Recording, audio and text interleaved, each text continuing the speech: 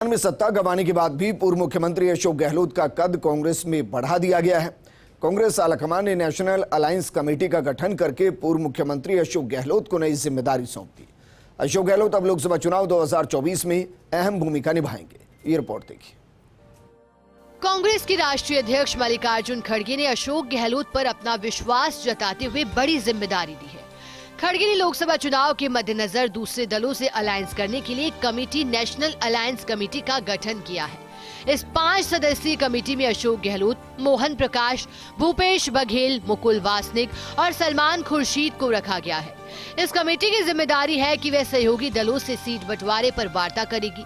इन दिग्गज नेताओं को इस कमेटी में शामिल करने का कांग्रेस पार्टी का लक्ष्य है। अगले साल होने वाले आम चुनाव में अपने वरिष्ठ नेताओं के तजुर्बे का इस्तेमाल करना है। अशोक गहलोत और भूपेश बघेल को ऐसे समय में कमेटी में शामिल किया गया है जब हाल ही में हुए विधानसभा चुनाव में कांग्रेस को राजस्थान और छत्तीसगढ़ में हार का सामना करना पड़ा। दोनों ही राज्यों में कांग्रेस की सरकार थी। बीजेपी ने यहां बड़ी जीत हासिल की।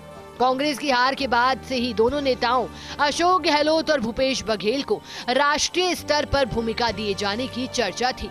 दिल्ली में विपक्षी गठबंधन इंडिया की बैठक हुई। इस बैठक में सीट शेयरिंग पर चर्चा भी हुई। विपक्ष के सामने सबसे बड़ी चुनौती यूपी, पंजाब, दिल्ली, केरल और पश्चिम बंगाल में सीटों का बंटवारा करना है। ऐसे में कांग्रेस ने कमेटी गठित की है। अशोक गहलोत को सभी राज्यों का राजनीतिक मिजाज पता है और अन्य दलों के नेताओं के साथ उनका सहज व्यवहार है। ऐसे में उनको अन्य दलों के नेताओं से लगातार संपर्क रखने का जिम्मा दिया गया है। यह घमंडिया एक गठबंधन बना है, ये लैंग्वेज ठीक नहीं है। इतना घमंड तो किसी को नहीं होना चाहिए। इतना घमंड किसी को नहीं होना चाहिए। देश की जनता बहुत समझदार है, कब घमंड को चकनाचूर कर दे पता ही नहीं लगेगा। इंदिरा जी जैसे महान नेता हार गए चुनाव, वाजपेयी जी जैसे नेता हार गए चुनाव, मालूम ही नहीं पड़ा। कांग्रेस पार्टी के फैसले से साफ जाहिर हो गया है कि राजस्थान विधानसभा में अशोक गहलोत नेता प्रतिपक्ष नहीं बनेंगे। इससे पहले भी अशोक गहलोत ने नेता प्रतिपक्ष का पद लेने से इनकार कर दिया था।